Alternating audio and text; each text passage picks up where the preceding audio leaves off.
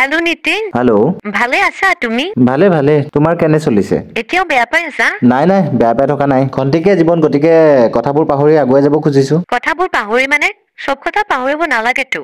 বেয়া পোৱাবোৰ বা বেয়া লগাবোৰ পাহৰি যাবা অকণ। তাকেই। বাৰু বাদ দিয়া, মই আকৌ গুৱাহাটী আহিলো। ইণ্টাৰ্ণশ্বিপ খতম, এতিয়া ইয়াতে জব। ভালেই হ'ল আকৌ গুৱাহাটী আহি গলো। ভাল নহয়, কালহে হ'ল। কি কৈছা? বোলো হয় নেকি?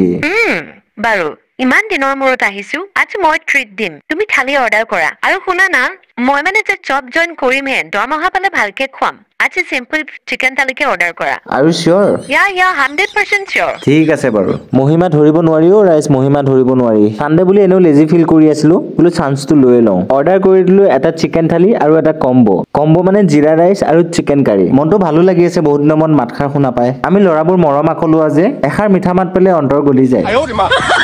বাৰু এইফালে মোৰ খানা আহি গৈছে, এতিয়া খোৱাৰহে কথা। চিন্তা কৰিব নালাগে, ভাগৰ ভাগটো ৰাখি বাকীখিনি দি দিম। দুইটা নিজৰ নিজৰ ৰুমতেই খাম। মায়ে হলি গলি কৰিবলৈ মানা কৰি থৈছে। ৰাতিপুৱা দেৰিকে উঠাৰ কাৰণে ব্ৰেকফাষ্ট কৰিবলৈ নহ'ল, গতিকে ডাইৰেক্ট দুপৰীয়া ভাত সাজতে ধৰিছো আৰু। এইফালে কম্বো প্লেটখনত আছে জিৰা ৰাইচ আৰু চিকেন, লগতে চালাড আৰু চাটনি। চিকেন থালিখনত আছে প্লেইন ৰাইচ, দালি, আলু পিটিকা, চিকেন কাৰী আৰু ফুলকবি আলু বিন গাজৰ ভাজি, লগতে চাটনি আৰু চালাড। ভাগৰ ভাগটো বিশালৰ বগা থালিখনত লৈ লৈছো। এহাতে লৈছো প্লেইন ৰাইচ, এহাতে লৈছো জিৰা ৰাইচ, কাষতে লৈছো চালাড, ফুলকবি আলু বিন গাজৰ ভাজি, ভাতৰ ওপৰতে লৈছো জোখতকৈ বেছি থপথপীয়া দালি, অলপমান সৰিয়হৰ চাটনি, অলপমান আলু পিটিকা আৰু জিৰা ৰাইচৰ ওপৰতে লৈছো পকান্ত 4 পিচ চিকেন। থালিখন দেখিয়ে খাওঁ খাওঁ লাগিছে নে নাই বাৰু এবাৰ কমেন্ট কৰি জনাবলৈ কিন্তু নাপাহৰিব। পিছে এই ঘৰুৱা খানাখিনি মই ক'ৰ পৰা অৰ্ডাৰ কৰিলো আপোনালোকৰো জানিবলৈ মন গৈছে চাগে। আজিৰ এই খানাখিনি অৰ্ডাৰ কৰিলো প্ৰিয়জনলৈ এসাজ নামৰ এটা ক্লাউড কিটচেনৰ পৰা। আপোনালোকে জমেটো আৰু চুইগিৰ পৰা অৰ্ডাৰ কৰিব পাৰিব। মৰ্নিং ব্ৰেকফাষ্ট পুৰি চব্জি লগত চুজি হালুৱা, লাঞ্চত পাব ভেজ থালি, চিকেন থালি আৰু পনীৰ থালি, লগতে জিৰা ৰাইচৰ কম্বো। আৰু আপুনি যদি ফাষ্ট ফুড খাম বুলি ভাবে তেনেহলে চাওমিন আৰু পাস্তাও পাই যাব। সৰু সুৰা পাৰ্টিৰ কাৰণে তেওঁলোকে অফলাইন অৰ্ডাৰো লয় আৰু লগতে বিৰিয়ানী আৰু পোলাও বনাই দিয়ে। মইতো খাই খুবেই ভাল পালো, স্পেচিয়েলি